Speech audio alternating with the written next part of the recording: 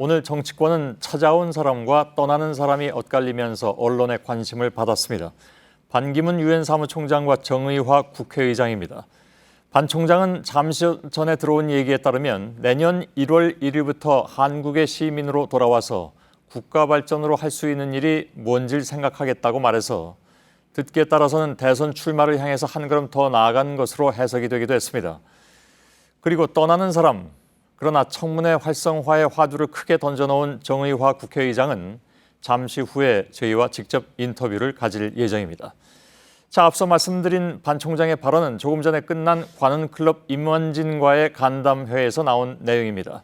현장 취재기자를 연결해서 발언 내용을 좀 더 자세히 들어보도록 하겠습니다. 안태훈 기자가 지금 제주에 내려가 있는데요. 우선 반 총장은 현재 뭘 하고 있습니까? 네, 반 총장은 현재 제 뒤로 보이는 이벤트 홀에서 만찬, 제주 포럼 만찬을 진행 중입니다.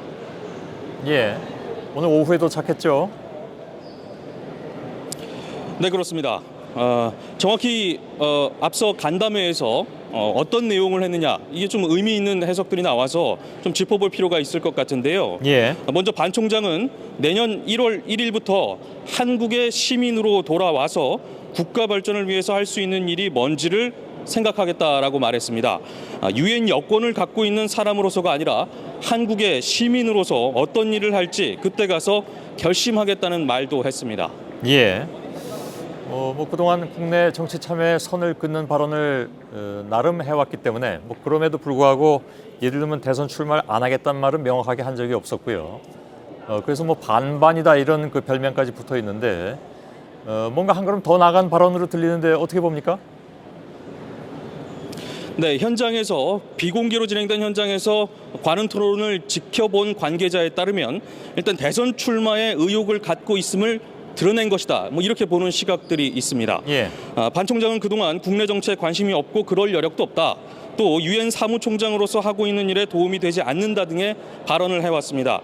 따라서 오늘 한국의 시민으로 어떤 일을 할지 그때 가서 결심하겠다. 이 발언은 한국의 국내 정치 참여 가능성을 상당히 열어둔 것으로 해석되고 있습니다. 예. 그럼 누가 들어도 그렇게 들리긴 합니다. 그러니까 여권이 아니라 국적을 가진 시민으로서 하겠다. 그렇게 들릴 수밖에 없는 상황이긴 한데 이것 때문에 이제 좀 정치권이 좀 술렁거릴 가능성은 있어 보이는군요. 나이에 대한 언급도 있었다면서요? 예, 이승만 대통령을 예를 들어서 언급을 했는데요. 이승만 대통령이 1948년 취임 때 73살이었던 점을 거론하면서 내년에 반 총장이 73살이 되면 나이가 좀 많은 것 아니냐 이런 질문에 답을 한 겁니다. 이승만 대통령의 상황과 지금의 상황은 좀 다르다.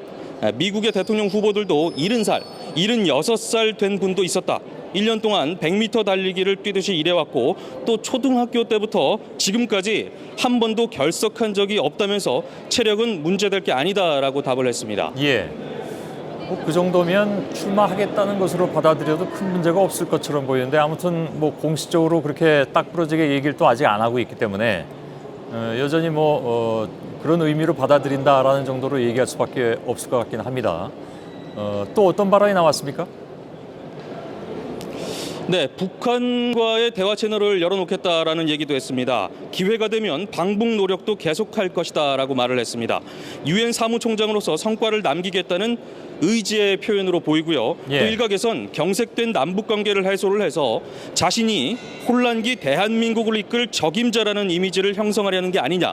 이런 관측, 분석도 나오고 있는 상황입니다. 예, 사실 앞에 꺼내놓은 그 얘기 때문에 다른 모든 얘기들이 이제는 한국에서의 정치 일정 이것과 겹쳐서 생각할 수밖에 없는 상황이 돼버렸습니다. 방한 일정을 놓고도 그런 얘기가 나오더군요. 네, 방한 일정을 잠시 좀 소개해드리면 오늘과 내일 제주 포럼 참석하고요. 또 일본으로 건너가서 잠시 G7 정상회의에 참석한 뒤 다시 귀국합니다. 이후에 국제 로터리 세계대회, 또 안동 하회마을 방문, UN 비정부 기구 콘퍼런스 등의 일정을 소화합니다. 하회마을 방문 땐 실학자 유성룡 종택을 찾아서 기념식수도 할 예정인데요. 그동안 국가 원수급 인사들이 기념식수를 한 사례는 극소수에 불과했습니다. 예. 그래서 더 그런 그런 추측을 할 수밖에 없다 이런 얘기인데 친박계 중심으로 새누리당 의원들은 이른바 반기문 대망론을 띄우는 분위기입니다. 예. 일단 외통위원회에 있을 때 반기문 총장과 많은 접촉이 있었다고 얘기하고 있는 친박계 안홍준 의원은 직접 외교가 안보고 안보가 경제라면서 반 총장이 나서야 한다고 말을 했습니다.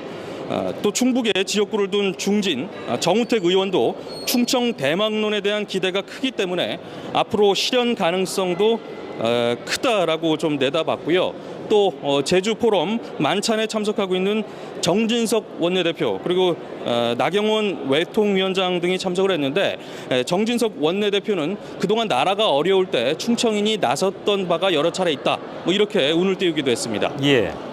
자, 얘기가 이렇게 돌아가면 과거에 이제 홍문정 의원이었던가요? 그 했던 말이 다시 이제 상기가 되면서 앞으로 정치권이 어떻게 움직일 것이냐에 대한 관심은 또 커질 수밖에 없을 것 같습니다.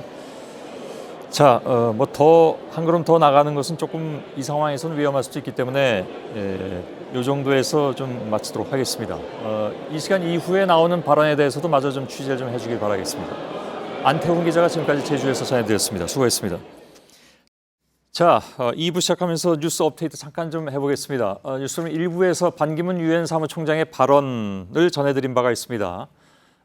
내년 1월 1일부터는 대한민국의 시민으로서 국가 발전을 위해서 할 수 있는 일을 찾아보겠다. 이런 요지의 발언이 나오면서 이건 출마 선언 아니냐라는 얘기가 벌써부터 나오고 있는데 여야의 반응을 잠깐 좀 전해드리고 다음 소식으로 넘어가겠습니다. 제주의 안태훈 기자가 나가 있습니다.